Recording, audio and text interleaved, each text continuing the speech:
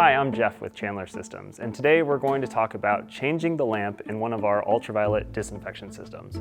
So the lamps in these systems need to be changed every 9,000 hours, which is 375 days. And when you need to change it, it will let you know. Right? We have two different kinds of controllers. If you have a deluxe controller like this one with the full color digital display, it'll have a picture of a calendar that will count down the days, and it'll tell you when you have no days remaining. It'll beep and say it's time to change your lamp. If you have the more simple controller that just has a red digital display, it'll just count down from 375 to 0, and then it'll start showing negative numbers each day after it's expired. And it again will beep at you and let you know that it's time to change the lamp. If you don't know what lamp you need for your system, on a controller like this, you can just click the button and you'll see a list of replacement parts, the lamp, the sleeve, the controller. You'll also see this printed on the sticker on the side of the controller. So even if you don't have the color display, you'll still have the sticker on the side of the controller that will tell you what parts you need. The first thing you want to do is unplug the power from your system. Next, you'll want to remove this captive ground lug screw. And then just push down, and it's just a quarter turn. You push down and twist and it'll pop up.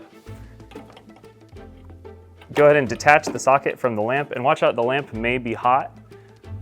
So be careful. It's recommended to wear gloves and only touch the lamp from the ceramic ends. Pull it straight up and out, and you'll want to discard your old lamp. Then take your new lamp, and again, being careful to only touch the ceramic ends and not any of the glass. Take the lamp and just drop it straight down in. Reconnect the socket end. Now it's keyed, so you can only put it in one way.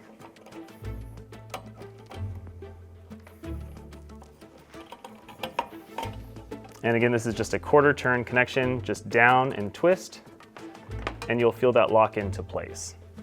Next, you want to replace the ground lug screw. And before you power it up, it's important that you replace the lamp key. If you have a deluxe controller like this with the key in it, your new lamp will come with a new key, and it's usually attached to the pins on the end of the lamp. So you'll see it when you unpackage the lamp, take the shrink wrap off of the end of it, you'll take this key, pull the old one out of the controller and discard it, and put the new one in.